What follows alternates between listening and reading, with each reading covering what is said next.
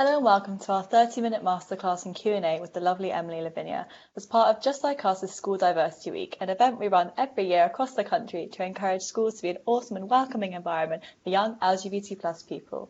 To help keep you safe during the week as we're using social media, we've made a short safety video which we'll show you now. If you need any more info, head to the pages pointed out. Hello, we hope you're enjoying loads of interesting activities for School Diversity Week. Millions of young people are a part of this and you must keep safe online.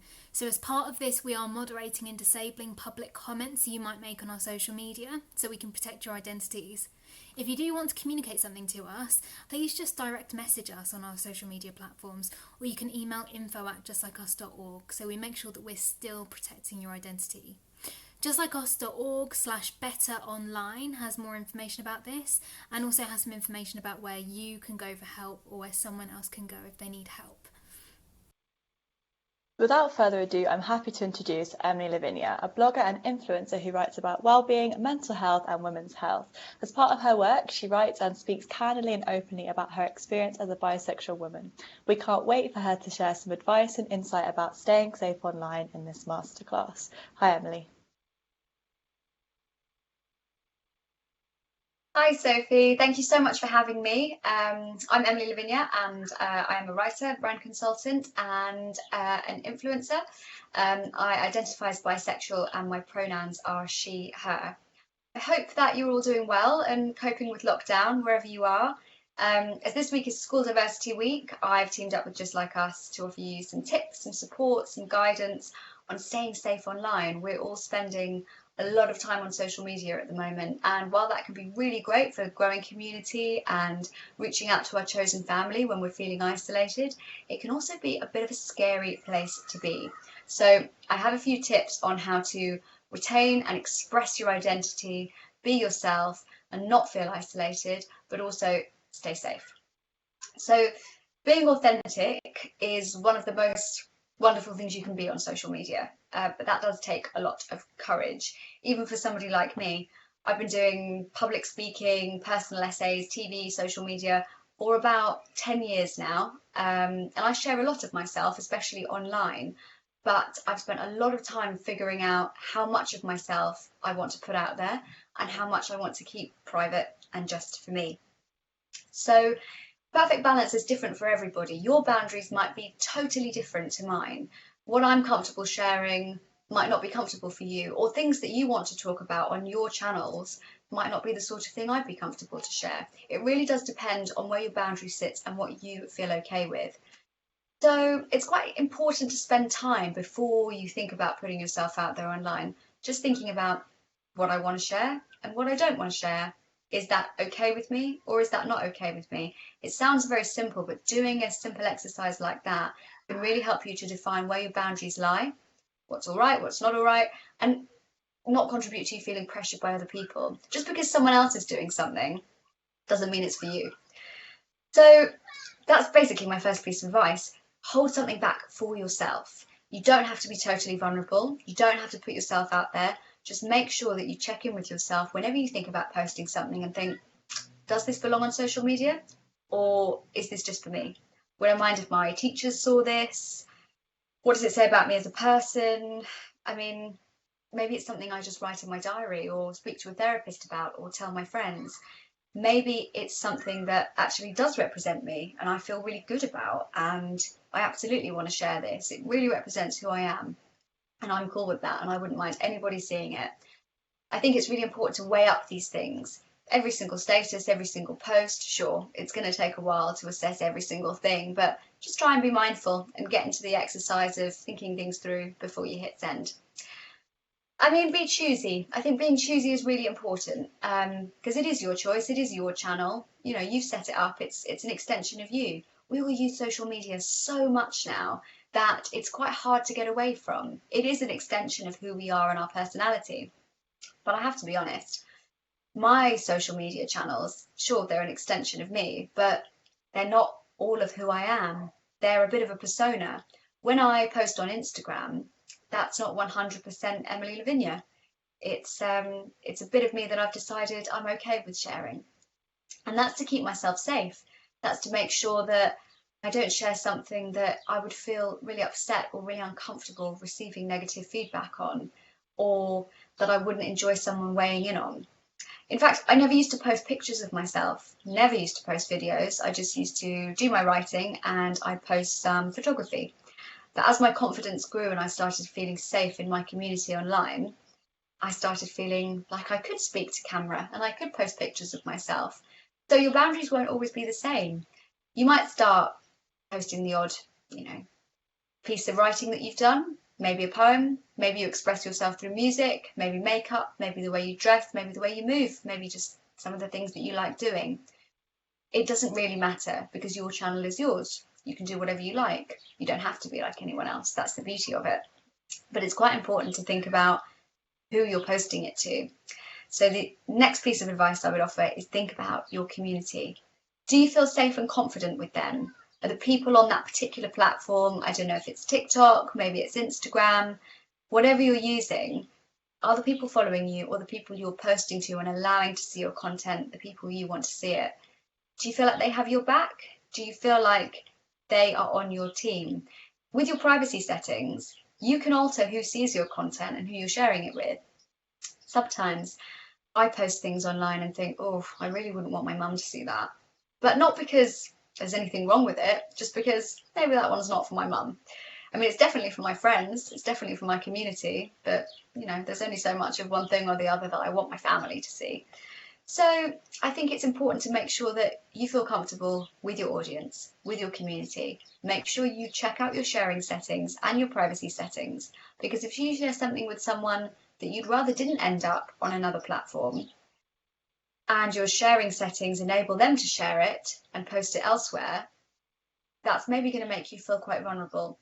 So I would say be conscious of your community and look into sharing settings. All social media networks have them because it's the law. You have to be able to be in control of who views your content because it's yours. So make sure that you check that out.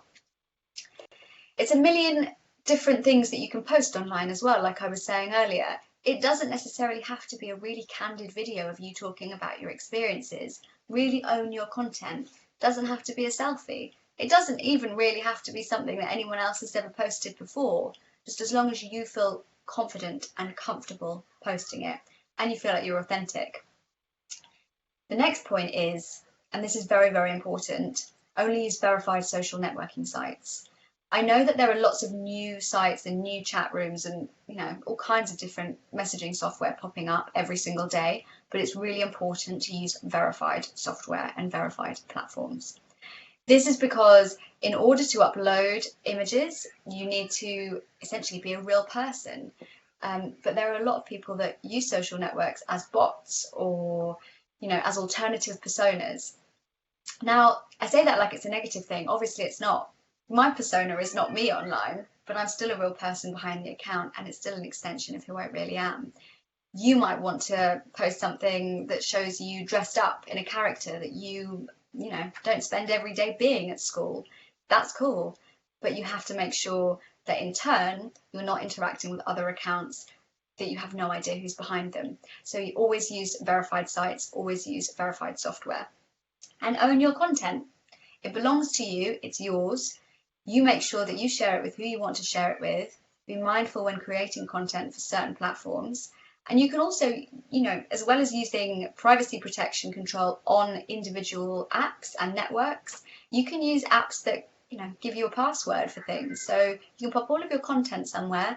And if someone does have your phone or if someone does look through your stuff, it's protected. It's got a password. You don't have to share that with anybody. That's just for you and your community and the people that you feel comfy sharing it with. It's really important, well, this is really boring, but it's really important to read the community guidelines on all of the sites and all of the apps that you use, because this shows you your rights. If something happens that you feel uncomfortable with, it's really important that you've read those guidelines. I mean, it's really boring stuff, but to be honest, these are the sorts of things that protect us in situations where we feel threatened. So a lot of the time, community guidelines are there to dictate what's acceptable and what isn't. If you feel like someone's crossed a line with you, it's really important that you know your rights and you've checked out those guidelines. Equally, if it's all a bit nonsense and it doesn't really make sense to you, because I'll be honest, it's quite a long read, most of those pages, You can follow a lot of advocacy accounts for support. So if you're not sure about what you own online, posting your own content, how to get something back that's been shared that you don't want to be shared, you can follow lots of these types of accounts, and those communities will help you with that. I will include some in the workshop material that you get after this session.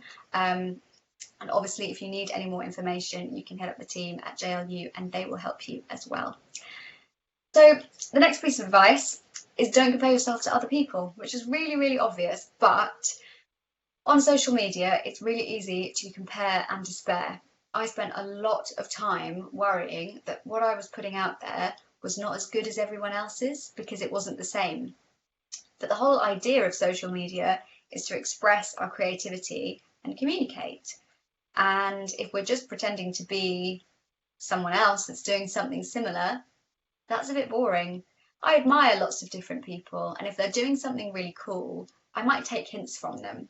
I might think, that's a good idea. I might have a go at that. But I would never try to be someone that I'm not, because I think authenticity is so, so important. Like I said, you don't have to be totally vulnerable. You don't have to tell everybody every single thing about yourself. You don't have to tell them anything if you don't want to. But it's really important that you remember there's only one you, and you do it your way. It's your account. No one else has access to it. You post what you want. Doesn't matter if other people are using this filter or doing that thing, or, you know, there's a particular trend in the LGBTQ plus community that you feel like you should be getting in on, because there's no one way to do it. That's the beauty of it. We all express who we are in our own ways. And I love social media for that. And while I've said it can be a scary place, it can also be really cool for just doing your own thing. I think lots of new social networks have really allowed us to do that as well. I mean, I had a couple of social media accounts when I was a teenager, and I didn't really use them that much, but I still had a lot of issues at school with trolling and bullying and, you know, all of the things that make our lives a bit harder but don't really make any sense at the time. You can express yourself without having to make statements and speeches. You know, you can show your style, you can do whatever you want. But if someone comments negatively on your content and on your images, that can be incredibly upsetting. When I use social media, I had a bit of that when I was growing up, but I also had a lot of it to my face, and dealing with it was quite difficult because I was right there in the moment. And obviously when that happens, it can be very intimidating. Online, it's different because trolls hide behind their anonymity, or perhaps they hide in plain sight. They use their own name. Maybe it's someone you go to school with, but there's no face-to-face interaction, so it's very different. But you feel just as vulnerable and you feel just as attacked. So it's very important to distance yourself from that kind of behaviour, because the beauty of it is, while it might not be totally easy to turn around in a corridor and walk away from somebody, you can do that online. If it's not serving you, if it's offending you, if it's causing you grief, you can just shut it down. In some ways, that could be called a bad thing, because there's something called deplatforming that people argue about quite a lot. They say, why give someone a platform if they don't have anything nice to say? And then the counter argument is that, well, everyone deserves a platform, and free speech is all about everyone sharing their opinion. But the beauty of using social networks is obviously that if someone comes at you and is aggressive or is offensive, you can shut them down. You can block them, you can delete them, you can remove them from your space, and you can carry on living your life with a community that supports you, and you can continue being yourself and feeling good about it. The important thing to remember in these situations is that one negative comment doesn't mean a thing. People will try and intercept what you're doing when they see you shining and doing well and living your best life and being yourself. Unfortunately, it's just something that happens. I really wish it didn't. It's happened to me quite a lot, and it's been difficult to become the very confident person that I am. I realised I was bisexual when I was about 13 years old, and at the time I wrestled between being very proud and really wanting to share my sexuality with everybody, making sure everybody knew exactly who I was and what I was about. But then when people weren't very kind to me or weren't very accepting, it was difficult, because I then became quite afraid and quite intimidated, and I didn't really want to go face to face with people who had nothing nice to say or wanted to bully me. It was quite a challenging time. But I think if you put yourself out there, if you are authentic, if you stick to who you are and people try to tear you down, it says much more about them than it does about you.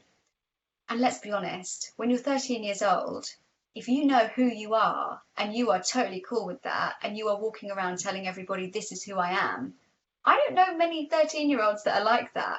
So if we've got that going on, I mean, you're basically smashing it. You've already got it all sussed. Good for you. Like, when I think back, good for me. Like, if I'd told myself at the time, this is brilliant. You seem to be the only person who knows what's up. Good for you. I think I might have felt differently. So I'm saying it to you now because I wish someone had said it to me then. Online, it's a little bit easier. You can just shut people down. But like I say, there are always going to be trolls. This is the difficult thing about social as well. It's wonderful for community building. But there are other communities out there that, they have less than favourable ideas about some people because I guess they're a bit sad. But the brilliant thing about Discover and hashtags and search functions on new social networks is that, we can cast our net wide. As long as we're safe, as long as we've got decent privacy settings on, as long as we're sharing stuff we feel really, really comfortable and authentic with, then cool, we can connect with anybody. We can find someone on the other side of the world that's doing something that we really admire and check in with them and say, I see you and I think you are absolutely brilliant. And that's the way communities and friendships are forged, and it's wonderful. I think what's really important to remember is just to remain calm. Don't get wound up. Think before you post. It's really important to always read community guidelines, check in with yourself. Listen to the little voice inside. I know that sounds a bit airy-fairy, but I've often found that with social media, if I think before I post, if I practice mindfulness, if I think about privacy, if I think about the journey of what I'm going to post and where it's going to go, what it's going to say, what it's going to say about me and what it represents, I find myself often hearing a little voice inside that either says, yeah, absolutely, go for it, girl. Or I hear a little voice that says, maybe you shouldn't be doing that. And I've grown to listen to that voice. And I'll tell you what, it has really, really helped me. So those are the majority of my tips. I would say a couple more things, but I think Sophie and the team at Just Like Us have some questions for me. So I'm going to hand over to them and answer some of the questions that you have kindly sent in. Hiya, thank you so much. That was really interesting. I was making notes as well. Some really good tips there. So yeah, our first question is from Rory. So come in and ask. Hi, Emily. Thank you so much for that talk. My question is, what are your plans for your work in the future? Good question. Well, obviously working more with the advocacy and education work that I do. Part of the reason I like getting involved with organisations like Just Like Us is because I didn't really have any mentors or any buddies or any communities when I was at school. So I really want to make sure that those resources are available for people who are at school now. I think there's a lot more of that available, but I just want to keep doing what I'm doing in that respect, trying to change the world for the better and working with more female founders, brands trying to make things better, and more LGBTQ companies. Amazing. Cool. Yeah, it's definitely such a thing that there's so much more out there now, but we still need to go a bit further, definitely. So that's really cool. The next question is from Malik. Hello, my question is, who is your favourite online personality that you follow and why? Another really good question. I would have to say, I think the Angelinos, so Ariana and Hannah, they're a couple based in Palm Springs and they post the most beautiful content, loads of cool pride-related stuff, lifestyle bits, bit of beauty and style, really honest stories about their experiences and their relationship as a lesbian couple, but also as an intersectional couple. They're just beautiful and they're dead cool. I really love them. Nice, I'm going to follow them. They sound great. Okay, so next up we have Romano with a question. Hi, my question is, if you could interview anybody for your blog, who would it be? Oh, that is a toughie. I would have to say, I think Zadie Smith, just to ask her about writing, depth of characters. She writes so much about family and identity and joy and acceptance. She also doesn't use social media, which I think is a bit ironic, but it was also a phenomenal act of self-care, you know, and self-control. I'm on social media all the time for my job, and I think if I didn't work in social media, I would still probably be on it all the time. So I have massive respect for her. Nice. Yeah, oh, she'd be really cool to interview. But that is very admirable because yeah, especially in lockdown, we're all just scrolling all the time. Yeah. Okay, so next we have Emma with a question. Hi, Emily. Thank you so much for your talk. My question is related to your work in education.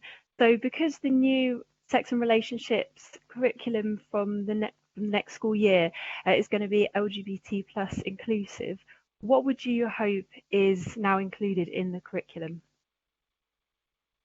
I think it's really, really important that we look at our kind of heteronormative bias and we look at different types of relationships in a much more conclusive way. I don't think it's served us necessarily, well, it definitely didn't serve me, for everyone to assume that I had a boyfriend or to ask me to put a condom on a banana. I don't think that really taught me as much as I needed to know, to be honest. So I hope that the new curriculum is just going to normalize what's already normal, that you love who you love, you are who you are. It's perfectly human and not out of the ordinary. I think by leaving Victorian values where they belong in the past, you know, people of your age, guys, are not going to have to put up with what I had to put up with at school. And you won't have your confidence knocked or be bullied or afraid. You'll be able to hold on to that pride, and other people will see you as strong and assured and leading the way in terms of, you know, how we should be relating to each other, which is without fear and without aggression. So yeah, I'm hopeful. I'm very hopeful for new curriculum that is what comes to pass. Yeah, that would be ideal. Just a quick one. Could you explain heteronormative bias, just because it's quite a complicated term for people who might not know what it means? Yeah, so when we talk about heteronormative bias, it's basically where we make assumptions based on the way we've been brought up that people in relationships will necessarily be straight and male and female. So, for example, someone asking me, so are you seeing any boys when I was 14? And me thinking, well, why would you assume that? That's a heteronormative bias. Also assuming, for example, that if you had to pick a load of couples out of a lineup and there were 3 men and 3 women, that the 3 men would be going out with the 3 women. That's an unconscious bias that is heteronormative. Perfect, thanks for clarifying that. So the next question is from Malik again.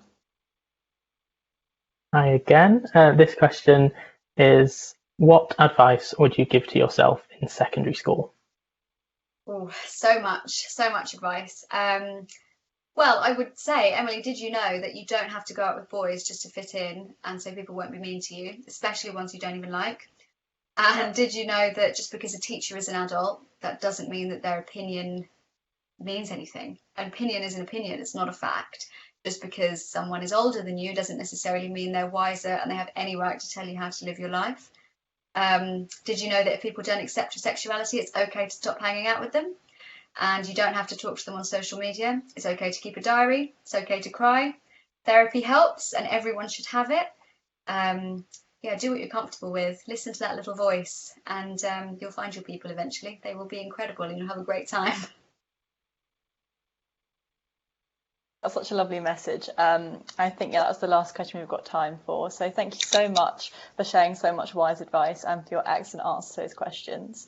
Yeah, that was super helpful masterclass. So we hope that everyone watching has enjoyed that. And yeah, so go to Just Like Us' website if you want to find out more about the masterclasses. And yeah, enjoy the rest of your day. Thank you. Thanks so much for having me, Sophie. Thank you, guys.